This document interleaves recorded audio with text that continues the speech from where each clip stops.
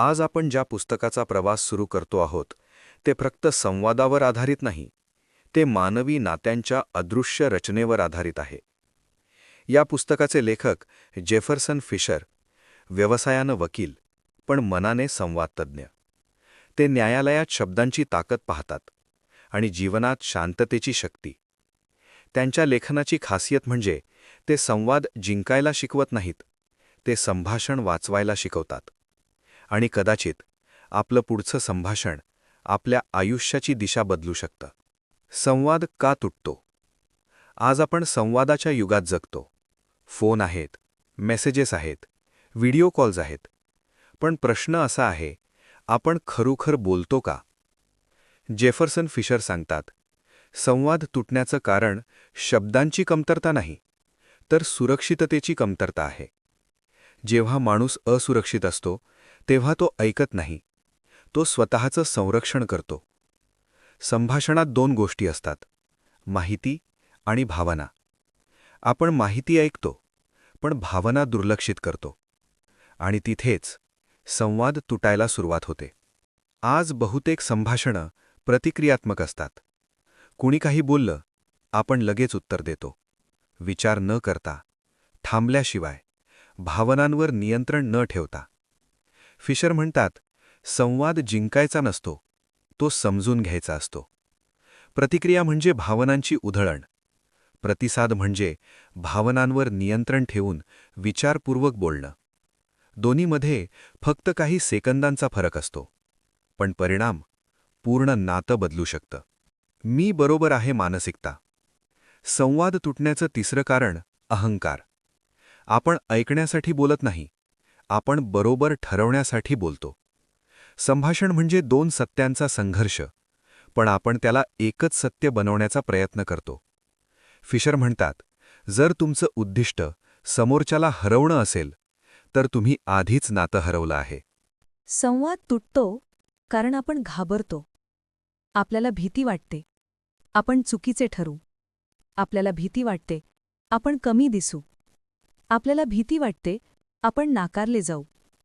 म्हणून आपण आवाज चढवतो, आक्रमक होतो किंवा पूर्ण शांत होतो.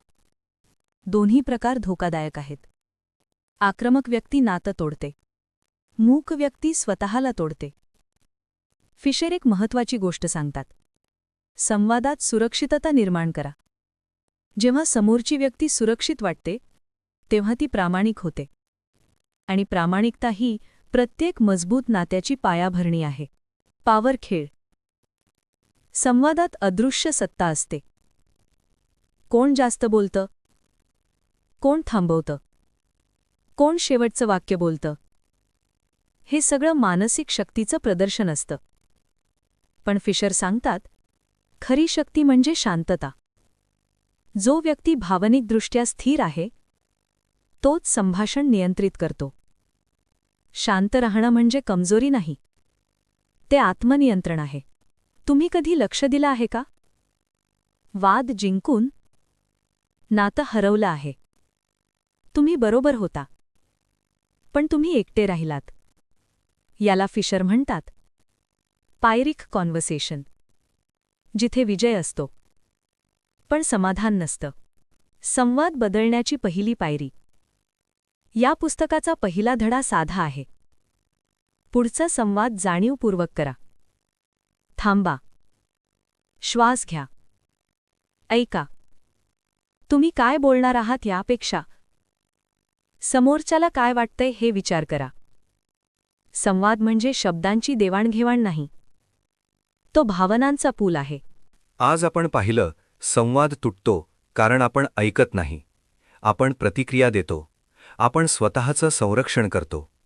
पण जर आपण पुढच्या संभाषणात फक्त एक गोष्ट बदलली तर कदाचित संपूर्ण नातं बदलेल. ती एक गोष्ट म्हणजे जाणीव.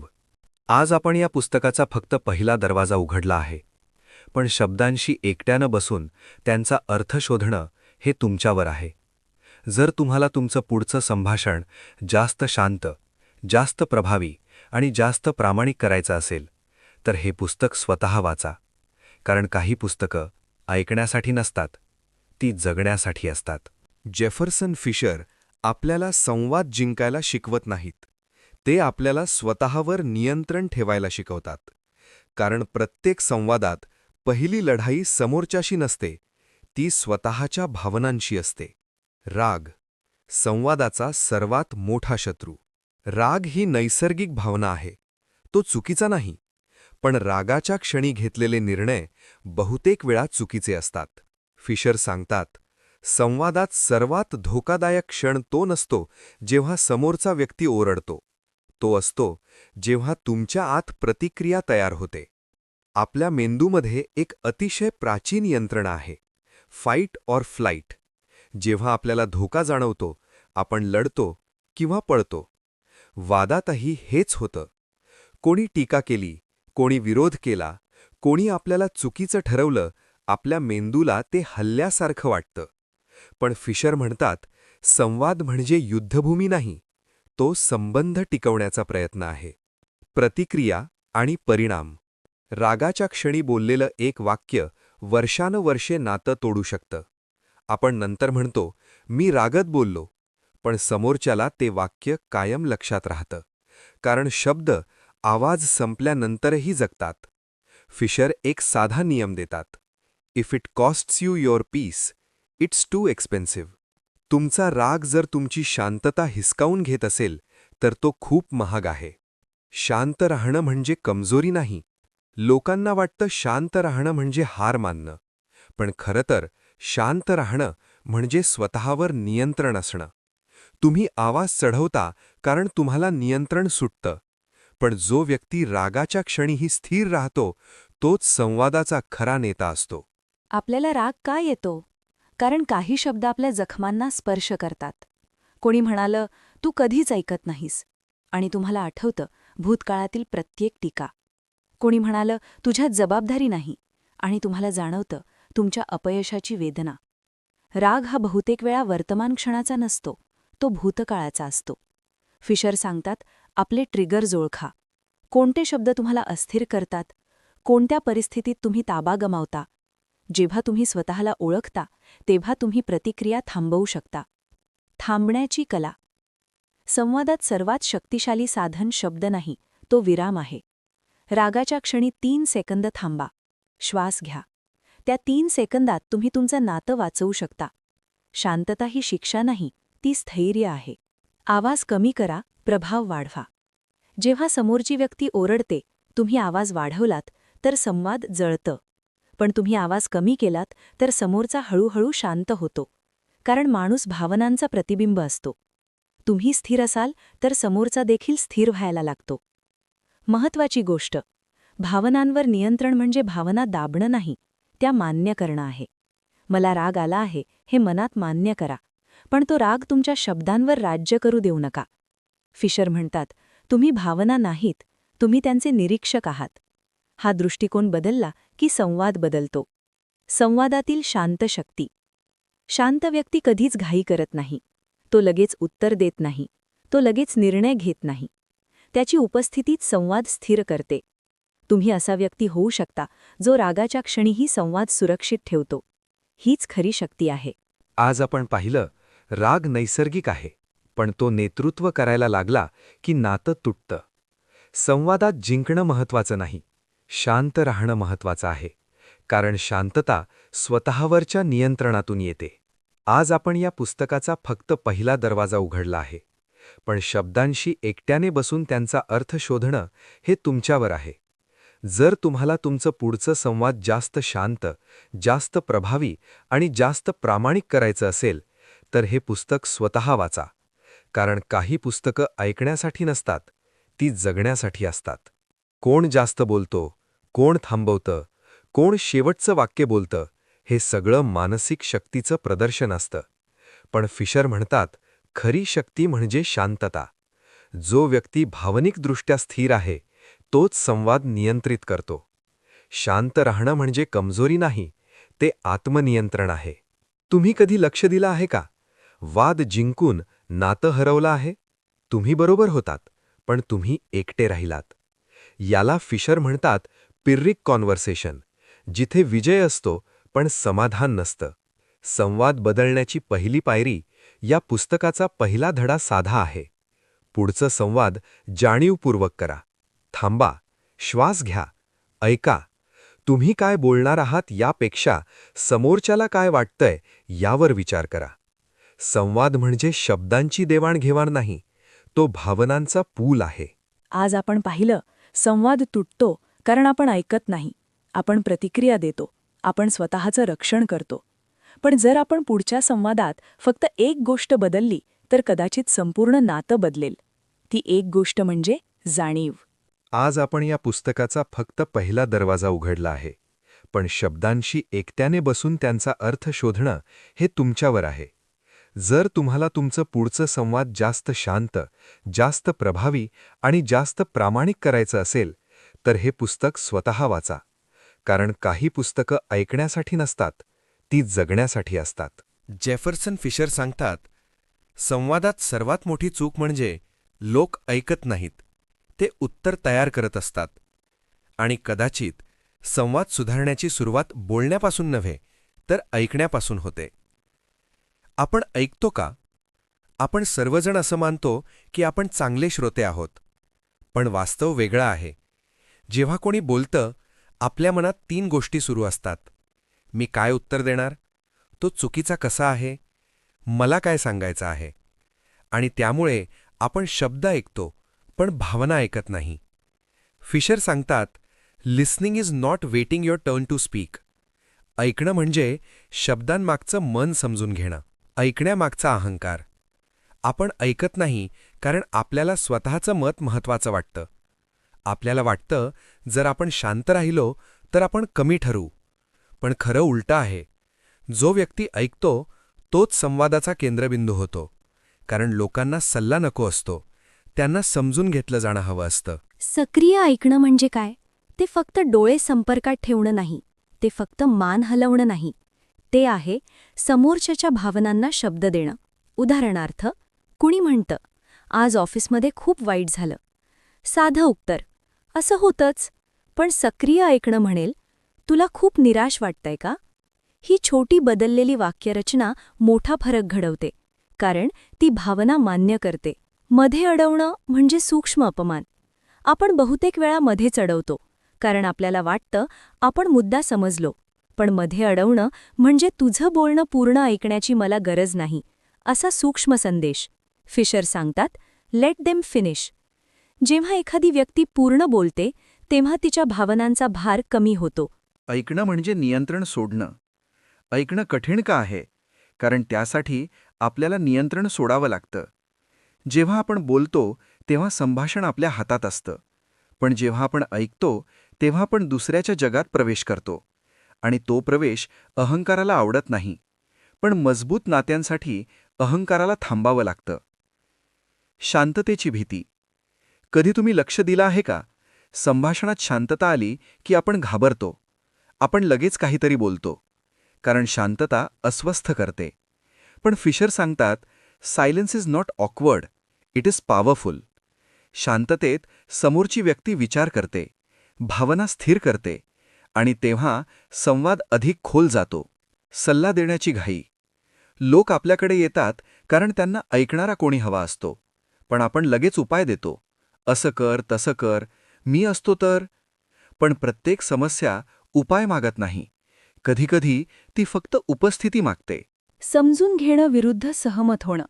एक मोठा गैरसमज आहे. जर मी तुला समजून घेतलं तर मी तुझ्याशी सहमत आहे. हे चूक आहे. तुम्ही एखाद्याला समजू शकता, पण त्याच्याशी सहमत नसू शकता. उदाहरणार्थ, मला समजतं की तुला राग आलाय, पण मी तुझ्या पद्धतीशी सहमत नाही. ही वाक्यरचना संवाद वाचवते, कारण ती भावना मान्य करते, पण मूल्यांशी तडजोड करत नाही. ऐकणं म्हणजे आदर. जेव्हा तुम्ही एखाद्याचं पूर्ण ऐकता, तेव्हा तुम्ही त्याला सांगता, तू महत्वाचा आहेस. हे वाक्य न बोलता तुम्ही सांगू शकता. आणि हा आदर नात्याला खोलवर जोडतो. आज आपण पाहिलं, संवाद सुधारायचा असेल तर बोलणं कमी आणि ऐकणं जास्त करावं लागतं. जिंकणं थांबवा, समजून घ्या. कारण ऐकणं ही केवळ कला नाही, ती नात्यांची पायाभरणी आहे. आज आपण ऐकण्याची पहिली पायरी समजून घेतली.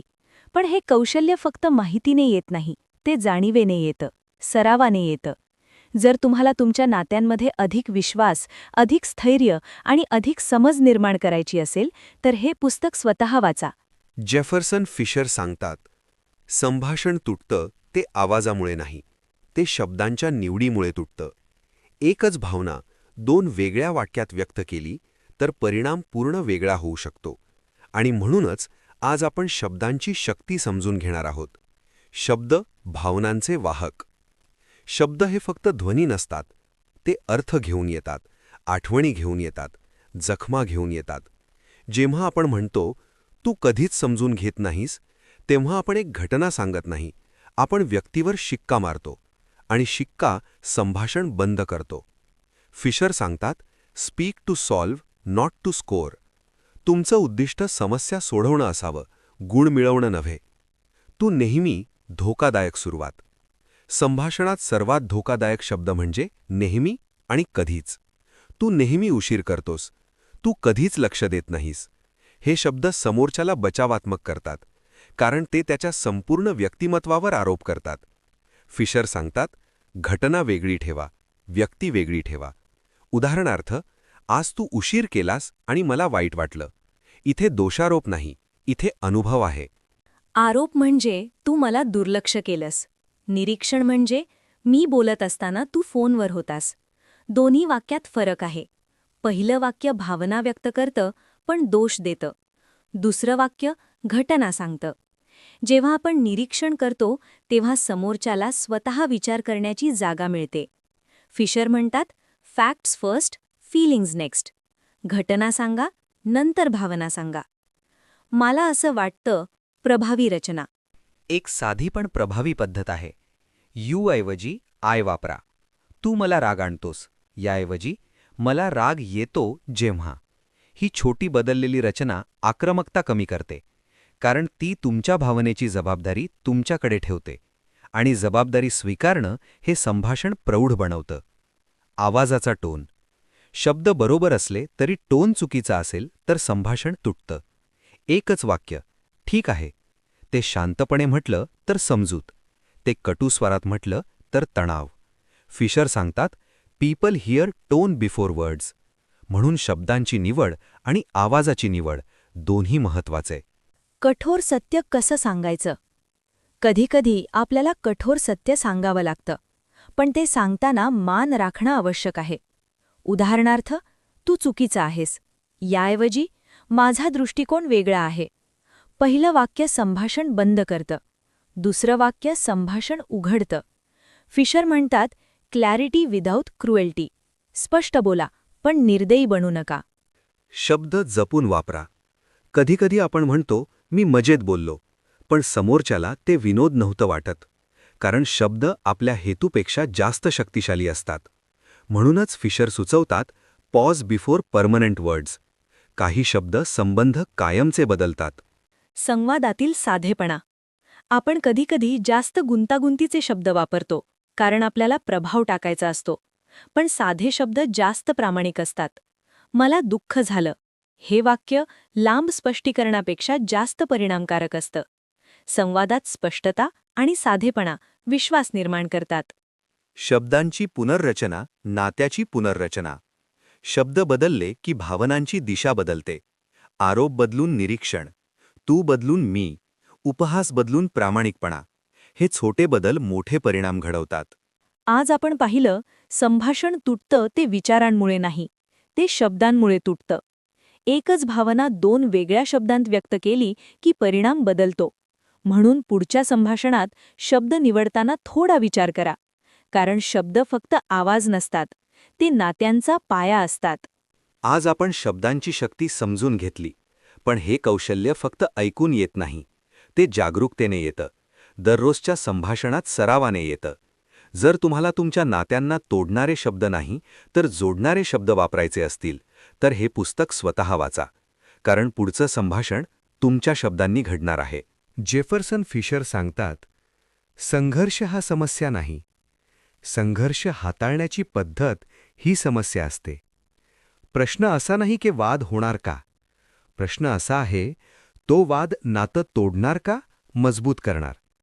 संघर्ष अपरिहार्य आहे, जिथे दोन माणसं आहेत तिथे दोन मतं असणारच.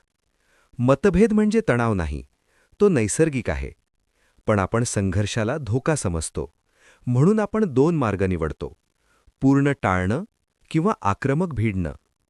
दोन्ही मार्ग दीर्घकालीन नात्यांसाठी धोकादायक आहेत. फिशर सांगतात, conflict is clarity trying to emerge. संघर्ष म्हणजे स्पष्टता बाहेर पडण्याचा प्रयत्न करत आहे.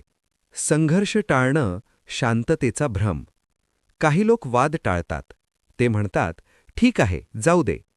पण त्यांच्या मनात अपूर्ण भावना साठत राहतात. प्रत्येक वेळी ते शांत राहतात, ते स्वतःचा आवाज कमी करतात, आणि एक दिवस तो साठलेला राग विस्फोट होतो. फिशर सांगतात, avoiding conflict does not create peace, it delays it. दुसरा प्रकार, आक्रमक भिडणं, आवाज चढवणं, जुने मुद्दे काढणं, व्यक्तिमत्वावर हल्ला करणं. या प्रकारात कोणी जिंकत नाही, कारण वाद संपला तरी जखम राहते. फिशर म्हणतात, argue the issue, not the identity. समस्या हाताळा, व्यक्ती नाही. आरोग्यदायी संघर्ष म्हणजे काय? आरोग्यदायी संघर्ष म्हणजे स्पष्ट बोलणं, शांत राहणं, मुद्द्यावर राहणं, आदर राखणं. उदाहरणार्थ, मला या निर्णयाशी असहमत आहे कारण माझ्या दृष्टीने. हे वाक्य संवाद उघडं ठेवतं. पण तू चुकीचा आहेस, हे वाक्य दरवाजा बंद करतं. सीमारेषा आखणे. संघर्ष हाताळताना सीमारेषा महत्त्वाच्या आहेत. जर कोणी अपमानास्पद भाषा वापरत असेल तर तुम्ही म्हणू शकता, मी हा संवाद पुढे चालू ठेवेन, पण अपमान स्वीकारणार नाही. ही आक्रमकता नाही, ही आत्मसन्मान आहे. फिशर सांगतात, boundaries are not walls, they are guidelines for respect. सीमारेषा म्हणजे नाता तोडणं नाही, ते नातं सुरक्षित करणं आहे. भावनिक स्थैर्य. संघर्षाच्या वेळी तुमची भावनिक अवस्था सगळं ठरवते. जर तुम्ही अस्थिर असाल तर शब्द कठोर होतील. जर तुम्ही स्थिर असाल तर मतभेदही सन्मानाने होतील. भावनिक स्थैर्य एका दिवसात येत नाही, ते जाणीवेतून येतं. वेळ निवडण्याची कला. कधी संघर्ष लगेच हाताळायचा आणि कधी थांबायचं. जर दोघेही भावनिक असतील तर संवाद पुढे ढकला. आपण शांत झाल्यावर बोलूया. हे वाक्य पळवाट नाही, ते परिपक्वता आहे. कारण गरम डोक्यात कोणताही निर्णय योग्य नसतो. जुने मुद्दे न काढणं. वादात सर्वात मोठी चूक म्हणजे भूतकाळ ओढणं. तेव्हाही तू असंच केलंस, तुझं नेहमीचं असंच असतं. हे शब्द वर्तमान संघर्ष भूतकाळात ओढतात. फिशर म्हणतात, स्टे प्रेझेंट. आजचा मुद्दा आजच हाताळा. संघर्षातून विश्वास वाढतो. योग्य पद्धतीने हाताळलेला संघर्ष विश्वास वाढवतो. कारण दोघांनाही जाणवतं आपण मतभेद असतानाही एकत्र राहू शकतो. ही जाणीव नातं मजबूत करते. संघर्ष टाळणं नातं सुरक्षित करत नाही. संघर्ष प्रामाणिकपणे हाताळणं ते सुरक्षित करतं. आज आपण पाहिलं, संघर्ष शत्रू नाही, तो एक संधी आहे. संधी स्पष्ट बोलण्याची, संधी सीमारेषा आखण्याची, संधी विश्वास वाढवण्याची. जर आपण संघर्षाला शांतपणे सामोरे गेलो तर तो नातं तोडत नाही, तो ते परिपक्व करतो. आज आपण संघर्षाची दिशा बदलण्याची पहिली पायरी पाहिली. पण या कौशल्यासाठी अधिक खोल समज आवश्यक आहे. जर तुम्हाला मतभेदांमध्ये सन्मान टिकवायचा असेल आणि वादांना विश्वासात बदलायचं असेल तर हे पुस्तक स्वतः वाचा. कारण पुढचं संभाषण संघर्ष कदाचित असेल, पण तो संघर्ष तुमच्या हातात कसा हाताळला जातो हे तुमच्यावर आहे. विश्वास मोठ्या कृतींनी तयार होत नाही. तो तयार होतो लहान सातत्यपूर्ण कृतींनी. आणि तो तुटतो एका मोठ्या प्रसंगाने नाही, तर दुर्लक्षाच्या सवयींनी. आज आपण पाहणार आहोत संवादातून विश्वास कसा जन्म घेतो. विश्वास म्हणजे काय? जेफरसन फिशर सांगतात, ट्रस्ट इज इमोशनल सेफ्टी. विश्वास म्हणजे मी माझं खरं मत मांडलं तरी माझ्यावर हल्ला होणार नाही ही जाणीव. विश्वास म्हणजे मी चूक केली तरी माझी किंमत कमी होणार नाही ही खात्री. विश्वास म्हणजे संवादात सुरक्षित वाटणं. विश्वास कशातून तयार होतो? विश्वास हा 3 गोष्टींवर उभा असतो: सातत्य, प्रामाणिकपणा आणि उत्तरदायित्व. सातत्य, शब्द आणि कृती यांची एकरूपता. जर एखादी व्यक्ती वारंवार म्हणत असेल, मी आहे तुझ्यासाठी, पण प्रत्यक्षात उपस्थित राहत नसेल, तर शब्दांची किंमत उरत नाही. फिशर सांगतात, कन्सिस्टन्सी बिल्ड्स क्रेडिबिलिटी. विश्वास मोठ्या वचनांनी नाही, तर पाळलेल्या लहान वचनांनी तयार होतो. जर तुम्ही म्हणाल, मी 5 वाजता कॉल करेन, आणि केला, विश्वास वाढतो. जर नाही केला, विश्वास कमी होतो. इतकं साधं आहे. प्रामाणिकपणा, पण कठोर नाही. प्रामाणिक असणं म्हणजे निर्दयी असणं नाही. मी फक्त खरं बोलतो या नावाखाली अनेक जखमा केल्या जातात. फिशर स्पष्ट सांगतात, honesty without empathy is cruelty. प्रामाणिकपणा संवेदनशीलतेसोबत हवा. उदाहरण, तुझी चूक आहे. हे वाक्य थेट आहे. पण माझ्या दृष्टीने इथे थोडी चूक झाली आहे. आपण पाहू शकतो का? हे वाक्य प्रामाणिक आणि सन्मानजनक आहे. उत्तरदायित्व, चूक मान्य करण्याची ताकद. विश्वास वाढवणारी सर्वात प्रभावी कृती म्हणजे चूक मान्य करणं. आय वॉज रॉंग हे 3 शब्द नातं वाचवू शकतात, पण अहंकार हे शब्द बोलू देत नाही. फिशर म्हणतात, ownership heals faster than excuses. बहाणे नातं वाचवत नाहीत, जबाबदारी वाचवते. जर तुम्ही चूक मान्य केली, समोरची व्यक्ती सुरक्षित वाटते. विश्वास तुटतो कसा? विश्वास तुटण्याची प्रमुख कारणं आहेत: वारंवार दिलेली अपूर्ण वचने, माहिती लपवणं, भावनिक दुर्लक्ष आणि तुच्छता. तुच्छता विश्वासाचा सर्वात मोठा शत्रू आहे. जेव्हा एखाद्याच्या भावनांना हलकं घेतलं जातं, तेव्हा विश्वास कमी होतो. भावनिक सुरक्षितता. जर एखाद्याला तुमच्याशी बोलताना भीती वाटत असेल, तर विश्वास नाही. जर त्याला वाटत असेल, मी बोललो तर मला कमी लेखलं जाईल, तर विश्वास नाही. विश्वास म्हणजे मी माझा खरा आवाज वापरू शकतो ही जाणीव. आणि ती जाणीव तुमच्या प्रतिक्रियेतून तयार होते. प्रतिक्रिया, विश्वासाचा आरसा. एखाद्याने तुम्हाला अप्रिय सत्य सांगितलं. तुमची प्रतिक्रिया काय? बचावात्मक, रागीट की शांत? तुमची प्रतिक्रिया त्याच्या पुढच्या संवादाचं भविष्य ठरवते. जर तुम्ही म्हणाल, ठीक आहे, मला ऐकू दे, तर विश्वास वाढतो. जर तुम्ही म्हणाल, तू नेहमीच असा विचार करतोस, तर दरवाजा बंद होतो. विश्वास पुन्हा कसा उभारायचा? विश्वास तुटला तर तो पुन्हा तयार होऊ शकतो का? हो, पण वेळ लागतो. पहिली पायरी चूक मान्य करणं. दुसरी स्पष्ट संवाद. तिसरी सातत्यपूर्ण कृती. विश्वास शब्दांनी नाही, अनुभवांनी परत येतो. छोट्या सवयी. विश्वास वाढवणाऱ्या छोट्या सवयी आहेत: मध्ये न तोडता ऐकणं, दिलेला वेळ पाळणं, इतरांसमोर अपमान न करणं, आभार व्यक्त करणं, गैरसमज लगेच स्पष्ट करणं. या छोट्या कृती मोठा पाया घालतात. आज आपण पाहिलं, विश्वास हा भावना आहे, पण तो सवयींनी तयार होतो. संवाद हा त्याचा मुख्य स्तंभ आहे. विश्वास एकदाच तयार होत नाही, तो रोज तयार होतो. जर तुम्हाला नात्यांमध्ये भावनिक सुरक्षितता निर्माण करायची असेल, जर तुम्हाला तुमच्या शब्दांवर लोकांचा विश्वास हवा असेल, तर हे पुस्तक वाचा. कारण पुढचं संभाषण विश्वास निर्माण करेल की तो तोडेल, हे तुमच्या हातात आहे. प्रत्येकाच्या आयुष्यात एक तरी कठीण व्यक्ती असते. कार्यालयात, कुटुंबात, मैत्रीत. प्रश्न असा नाही की ती व्यक्ती बदलणार का.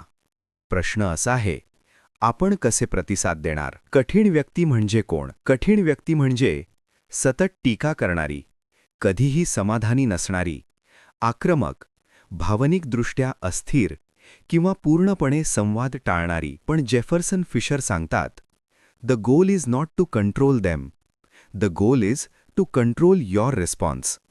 आपण लोक बदलू शकत नाही, पण आपली प्रतिक्रिया बदलू शकतो. प्रतिक्रिया विरुद्ध प्रतिसाद. रिॲक्शन म्हणजे क्षणिक, भावनिक, अनियंत्रित उत्तर. रिस्पॉन्स म्हणजे जाणीवपूर्वक, विचारपूर्वक दिलेला प्रतिसाद. जर कोणी म्हणालं, तू कधीच व्यवस्थित काम करत नाहीस. रिॲक्शन, तू स्वतः काय करतोस. रिस्पॉन्स, तुला नेमकं काय वाटतं ते सांगशील का. हे 2 वाक्य पूर्णपणे वेगवेगळं भविष्य तयार करतात. भावनिक अंतर ठेवणं. कठीण लोकांचं एक वैशिष्ट्य, त्या तुम्हाला भावनिकरित्या खेचतात. त्या तुमचं संतुलन बिघडवतात. फिशर सांगतात, do not absorb what was not yours. समोरच्याचा राग तुमची जबाबदारी नाही. त्याची असुरक्षितता तुमचं ओझं नाही. भावनिक अंतर म्हणजे उदासीनता नाही, ते स्थैर्य आहे. सीमारेषा आखण्याची कला. कठीण लोकांसोबत सीमारेषा अधिक महत्त्वाच्या असतात. उदाहरण, तू कधीच वेळ पाळत नाहीस. तुम्ही शांतपणे म्हणू शकता की जर तुला काही अडचण असेल तर आपण वेळ ठरवू शकतो, पण मला अपमानास्पद भाषा मान्य नाही. सीमारेषा आखणं नातं तोडणं नाही, ते स्वाभिमान जपणं आहे. शब्दांची निवड. कठीण व्यक्तीशी बोलताना शब्द अधिक महत्त्वाचे होतात. तू नेहमी, तू कधीच ही वाक्य संवाद बंद करतात. फिशर सांगतात, बी स्पेसिफिक, नॉट स्वीपिंग. सामान्य आरोप नकोत, ठराविक मुद्दा मांडावा. कालच्या मीटिंगमध्ये मला मध्ये थांबवलं गेलं, त्यामुळे मला अपूर्ण वाटलं. हे स्पष्ट आहे आणि आक्रमक नाही. शांततेची शक्ती. कधीकधी काहीही न बोलणं ही सुद्धा शक्ती असते. जर समोरची व्यक्ती उत्तेजित करण्याचा प्रयत्न करत असेल तर शांत राहणं त्यांची रणनीती मोडतं. शांतता म्हणजे कमकुवतपणा नाही, ती नियंत्रण आहे. संवाद कधी थांबवायचा? सर्व संघर्ष सोडवले जात नाहीत. जर संवाद वारंवार अपमानात बदलत असेल तर थांबणं योग्य आहे. आपण दोघेही शांत असताना पुढे बोलू, हे परिपक्व वाक्य आहे. संवाद पुढे ढकलणं पळवाट नाही, ते शहाणपण आहे. अपेक्षा वास्तववादी ठेवणं. कठीण व्यक्ती एका संभाषणात बदलत नाही. त्यांचं वर्तन तुमच्या नियंत्रणात नाही, पण तुमचं स्थैर्य तुमच्या नियंत्रणात आहे. फिशर सांगतात, कन्सिस्टन्सी डिसार्म्स केऑस. तुमचं सातत्यपूर्ण शांत वर्तन हळूहळू प्रभाव टाकतं. आत्मसंरक्षण. काही वेळा सर्वात योग्य निर्णय म्हणजे अंतर ठेवणं. जर एखादी व्यक्ती सतत तुमची ऊर्जा कमी करत असेल, तुमचा सन्मान कमी करत असेल, तर अंतर स्वार्थीपणा नाही, तो आत्मसंरक्षण आहे. कठीण लोक आपल्याला 2 गोष्टी शिकवतात, संयम आणि स्वनियंत्रण. ते आपल्याला आपल्या मर्यादा दाखवतात. संवादाची खरी परीक्षा तेव्हाच होते जेव्हा समोरची व्यक्ती सोपी नसते. जर तुमच्या आयुष्यात कठीण लोक असतील, जर तुम्हाला संयम गमावता स्वाभिमान टिकवायचा असेल, तर हे पुस्तक वाचा. कारण पुढचं संभाषण तुमचं व्यक्तिमत्व दाखवेल, समोरच्याचं नाही. आपण दिवसभर अनेक लोकांशी बोलतो. कुटुंब, मित्र, सहकारी. पण एक संभाषण असतं जे कधी थांबत नाही. ते म्हणजे स्वतःशी चाललेलं संभाषण.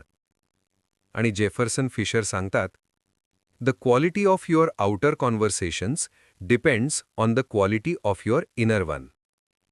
आतला आवाज मित्र की टीकाकार? तुमच्या मनातला आवाज कसा आहे? तो प्रोत्साहन देतो की सतत दोष दाखवतो? मी नेहमीच चुकतो. माझं बोलणं कोणी ऐकत नाही. मी पुरेसा नाही. हा आतला संवाद तुमच्या बाहेरच्या संवादाला आकार देतो. जर तुम्ही स्वतःशी कठोर असाल तर इतरांचीही कठोर व्हाल. जर तुम्ही स्वतःला सतत दोष देत असाल तर इतरांच्या टीकेने तुम्ही सहज तुटाल. आत्मजाणीव संवादाची मुळं. जेफरसन सांगतात, awareness is the first shift. स्वतःची जाणीव म्हणजे माझ्या भावनांची, माझ्या ट्रिगर्सची, माझ्या असुरक्षिततेची ओळख. जर तुम्हाला माहिती असेल की तुम्हाला दुर्लक्ष सहन होत नाही, तर पुढच्या वेळी कोणी मध्ये बोललं तर तुम्ही प्रतिक्रिया देण्याआधी विचार करू शकता. आत्मजाणीव भावनिक स्वातंत्र्याची सुरुवात आहे. भावनिक ट्रिगर्स ओळखणं. प्रत्येक व्यक्तीचे काही ट्रिगर्स असतात. कोणाला टीका असह्य वाटते, कोणाला नकार, कोणाला दुर्लक्ष. हे ट्रिगर्स न ओळखल्यास आपण इतरांवर राग काढतो. पण ट्रिगर म्हणजे इतरांनी निर्माण केलेली गोष्ट नाही, ती आपल्या आतली जखम आहे. जेफरसन सांगतात, your trigger is your teacher. जिथे तुम्ही सर्वात जास्त दुखावता तिथेच तुमचं सर्वात मोठं शिकणं आहे. स्वतःशी करुणा. आपण इतरांशी संयम बाळगतो, पण आपण स्वतःशी कठोर असतो. चूक झाली की आपण स्वतःलाच शिक्षा देतो. पण जर आपण स्वतःला समजून घेतलं नाही तर इतरांना कसं समजून घेणार? सेल्फ कंपॅशन म्हणजे स्वतःला सूट देणं नाही, ते स्वतःशी प्रामाणिक आणि सौम्य राहणं आहे. स्वतःशी प्रामाणिक संवाद. स्वतःशी प्रामाणिक असणं म्हणजे मला भीती वाटते, मला असुरक्षित वाटतं, मला मान्यता हवीये, मला दुखावलं गेलं आहे, ही मान्य करणं. जेव्हा तुम्ही तुमच्या भावनांना नाव देता तेव्हा त्या कमी धोकादायक होतात. बाह्य संवादावर परिणाम. जर तुम्ही आतून शांत असाल तर बाहेरचा संवाद स्पष्ट होतो. जर आतून गोंधळ असेल तर शब्द गोंधळलेले असतात. जेफरसन सांगतात, "you cannot communicate clarity if you are living in confusion." म्हणूनच बाहेरचा संवाद सुधारायचा असेल तर आतला संवाद सुधारा. थांबण्याची सवय. प्रत्येक उत्तर देण्याआधी 1 सेकंद थांबा. स्वतःला विचारा, मी आत्ता काय अनुभवतोय? मी प्रतिक्रिया देतोय की प्रतिसाद? माझं उद्दिष्ट काय आहे? हा छोटासा थांबा संवादाचं भविष्य बदलतो. वाढीचा निर्णय. शेवटी संवाद ही सवय आहे. तुमचा आतला आवाज जसा असेल तसंच तुमचं बाहेरचं जग घडेल. जर तुम्ही स्वतःशी आदराने बोलायला शिकलात तर तुम्ही इतरांशीही आदराने बोलाल. जर तुम्ही स्वतःला क्षमा करायला शिकलात तर इतरांना क्षमा करणं सोपं होईल. सर्वात कठीण संवाद कधीकधी इतरांशी नसतं, ते स्वतःशी असतं. आणि जर तुम्ही स्वतःशी शांत राहायला शिकलात तर कोणताही संवाद तुमच्यासाठी अवघड राहणार नाही. जर तुम्हाला फक्त इतरांशी चांगलं बोलायचं नसेल तर स्वतःशीही प्रामाणिक आणि शांत व्हायचं असेल तर हे पुस्तक नक्की वाचा. कारण पुढचं संवाद कदाचित कोणाशीही नसेल, ते तुमच्या मनातच सुरू होईल. आपण एक गोष्ट वारंवार पाहिली. संवाद हा शब्दांचा खेळ नाही, तो व्यक्तिमत्वाचा आरसा आहे. तो भावनिक परिपक्वतेची परीक्षा आहे. तो नात्यांचं भविष्य ठरवणारा क्षण आहे. जेफरसन फिशर एक साधा पण गहिरा प्रश्न विचारतात. Before your next conversation, ask yourself, what kind of person do I want to be? कारण पुढचं संवाद फक्त बोलणं नाही, ते तुमची ओळख घडवतं. संपूर्ण प्रवासाचा सार. या पुस्तकातून आपण काय शिकलो? प्रतिक्रिया देऊ नका, प्रतिसाद द्या. ऐकणं हे बोलण्यापेक्षा शक्तिशाली आहे. संघर्ष टाळू नका, तो सन्मानाने हाताळा. सीमारेषा आखणं म्हणजे नातं तोडणं नाही. विश्वास लहान सातत्यपूर्ण कृतींनी तयार होतो. कठीण लोकांशी संवाद म्हणजे आत्मसंयमाची परीक्षा. आणि सर्वात महत्त्वाचं, तुमचा आतला संवादच बाहेरचं जग घडवतं. हे पुस्तक संवादाची तंत्र शिकवत नाही, ते संवादामागचं व्यक्तिमत्व घडवतं. संवाद म्हणजे शक्ती. आपण अनेकदा विचार करतो, मोठ्या यशासाठी मोठ्या संधी लागतात. पण फिशर सांगतात, मोठं भविष्य तयार होतं लहान संभाषणांतून. एक चुकीचं वाक्य नातं तोडू शकतं. एक योग्य वाक्य नातं वाचवू शकतं. एक शांत प्रतिसाद संघर्ष शांत करू शकतो. एक प्रामाणिक माफी विश्वास परत आणू शकते. संवाद म्हणजे सत्ता नाही, संवाद म्हणजे जबाबदारी. पुढचं संवाद का महत्त्वाचं?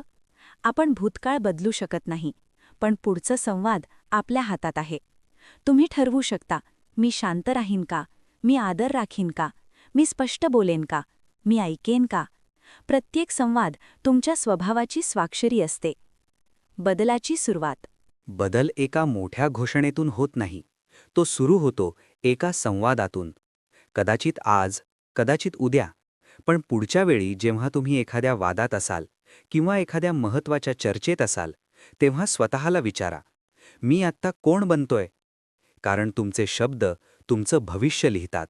ग्रंथगाथामध्ये आपण अनेक पुस्तकं पाहतो, पण काही पुस्तकं फक्त वाचण्यासाठी नसतात, ती जगण्यासाठी असतात. द नेक्स्ट कॉन्व्हर्सेशन हे तसंच पुस्तक आहे. ते आपल्याला बोलायला शिकवत नाही, ते आपल्याला शांत व्हायला शिकवतं. ते जिंकायला शिकवत नाही, ते जोडायला शिकवतं.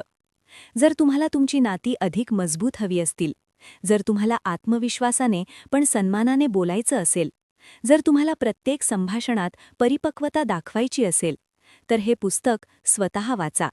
कारण खरी शक्ती मोठ्या आवाजात नसते, ती स्थिर आवाजात असते. पुढचं संवाद तुमच्या आयुष्यात कधीही सुरू होऊ शकतं. तो क्षण आल्यानंतर तुम्ही तयार असाल का? हा निर्णय आज घ्या.